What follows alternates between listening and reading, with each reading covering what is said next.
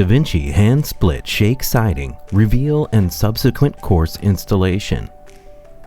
DaVinci Hand Split Shake Siding may be installed with a face reveal of 6 inches, 7 inches, or 8 inches. Reveals of less than 6 inches or greater than 8 inches are not permitted. A staggered installation is acceptable and may be achieved by snapping chalk lines at 6 inch and 7 inches or 7 inches and 8 inches at intervals and dropping the top of the shake to the lower line on every other shake. Fasteners should be placed approximately 1 inch above where butt edge of the next course will lay.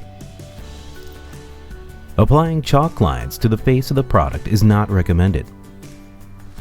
From the top edge of the first course, measure and mark the wall at the desired reveal intervals up the full height of the wall.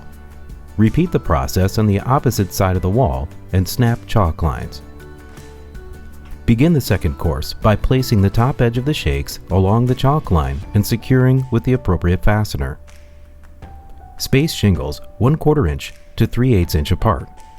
A common practice is to fabricate a shim of the desired thickness and use it as a spacer. Mix the 8 inch, 10 inch, and split 10 inch shakes in a random manner and avoid creating a repetitive pattern.